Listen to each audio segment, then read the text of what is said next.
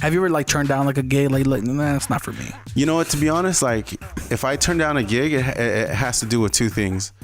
One, I don't know you, and number two, the event's not gonna be organized the way that I would want it to be. So I don't want to put my name on something that's not gonna be there. Yeah. So like I've been approached by people and they're like, oh man, I've seen you and all this stuff and you know, I want you to host my event. But the thing is like their follow through is really bad, or they want me to do something for them for free, which is like, I'm down to do it if I know you. Like I'm down to build with you if I know you. But if I don't know you that well, it's hard for me to dedicate my time for free without, you know, having. It's a very mature way of looking at it. Yeah. So like, you know, and I paid my dues already. So like, if I choose not to do something for free, then like I've done that. So Can't like, get butthurt, people. But to be honest, like I'm pretty much down to do a lot of things. So like my friend hitting me for the wedding, she's like, do you think you would? I'm like, of course I would. This is like awesome. It's your wedding. You know, like it's like dope just to be there.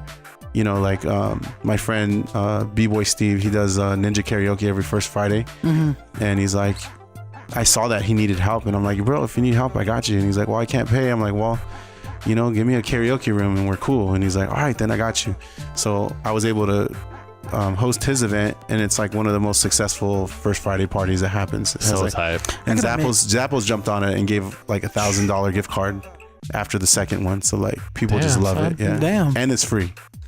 You're a good host though, man. You're a killer. Thank you. Yeah, I always say like if someone can't tell that, like you said, like the DJ system went out or they lost the power went out, if they can't tell that the problem's happening, you're doing a really good job entertaining them and kind of like keeping the party going. Real quick, if you were on America's Got Talent, I think I'd be dying. Oh my gosh. It'd be perfect, man. I gotta make it out to an event. They'd either hate me or hate me. It's like, because the style that they do on there is like, my style's like really like freestyle. Yeah, they probably have a lot of like, you can't do that. You can't do that. You can't like do it's that. very scripted. Yeah. Like scripted things, like Nick Cannon does it cool. You know, and you see it too. You see it when people host things and like they're reading like, hey. Yeah. You know, like, it's like it's so like, cringy. okay. You know, but like, I love doing things live. I love being able to that raw to talk about whatever's going on in the moment and like put some heart into it, because the things that I'm saying on this podcast are the same things that I'll say on the mic if I have time. You know, I'll tell people like, yo, you gotta pay your dues. You know what I mean? Like, you gotta like show love to the people who came before you. Like, let's take a moment of silence for, you know, this thing that just happened, or you know, like if like I have a homie that's like in a bind, or they're trying to raise money to go somewhere, I'll pull out my hat and put $20 in first and ask everybody else to do it. Like, it's cool to be a part of things where like there's no script and it's just all feel and it's all like raw, but at the same time, like, I've studied and I know when I should say something or when I shouldn't say something, or what time to say something or bring people's attention in.